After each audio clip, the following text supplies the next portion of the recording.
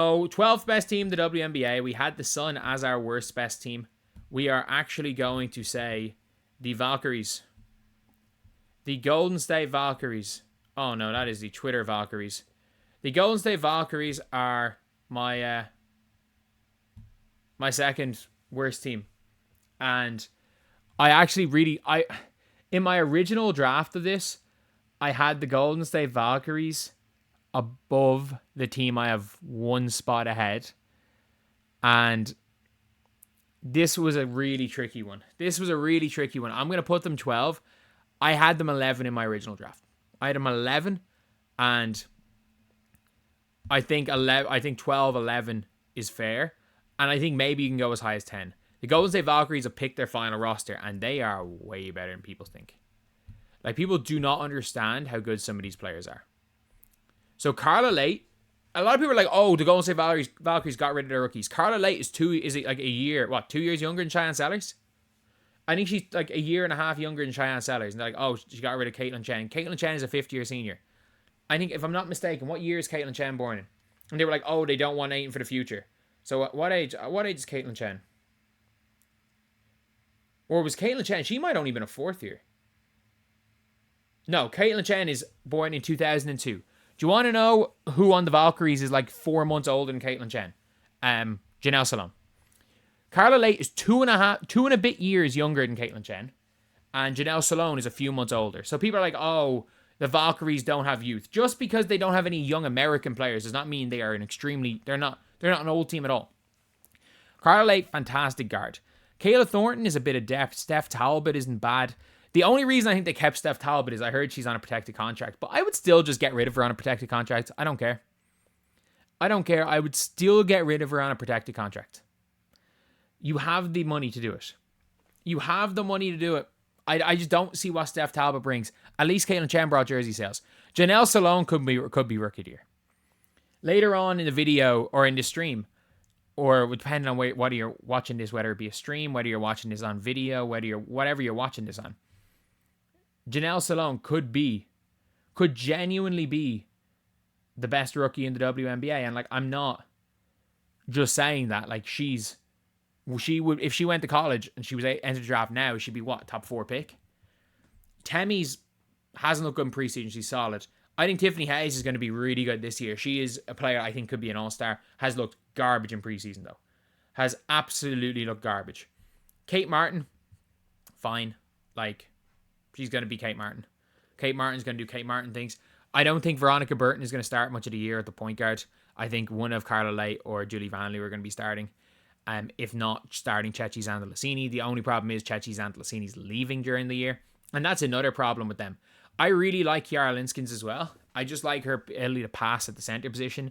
I like her ability to run the pick and roll, to run the short roll, to run the pick and pop. I really like Kiara Linskins as a third string big. But the only problem is that if you look at the Valkyries roster, leaving during the season, leaving during the season, leaving during the season, leaving during the season, probably leaving during the season. That's what, it's half their roster. And possibly leaving during the season. That's half their roster.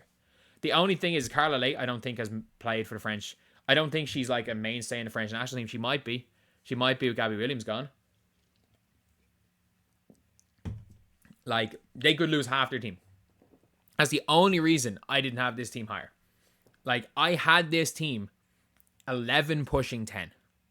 Genuinely 11 pushing 10. But when you lose Carla Late, possibly Carla Late, definitely Temmie, possibly Janelle Salon, almost certainly Chechi Zandalasini, and 100% Julie Van Loo and Kiara Linskins. Like, Belgium are not trying to not win Eurobasket. Them winning Eurobasket is their priority for these players. When you're losing that many players throughout the season, I just can't in good faith say that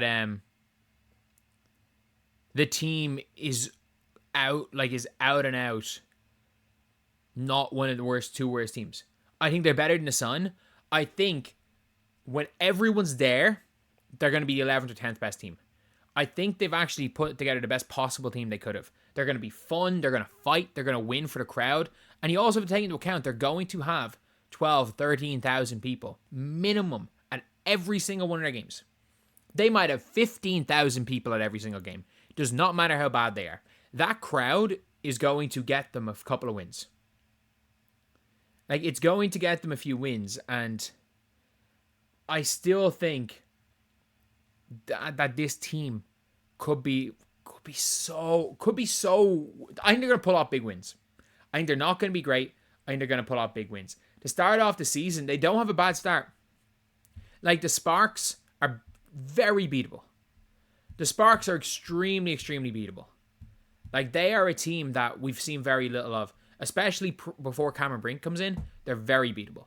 The Mystics are very beatable. Then they play the Sparks again. They don't play a really high-level team till Game 4.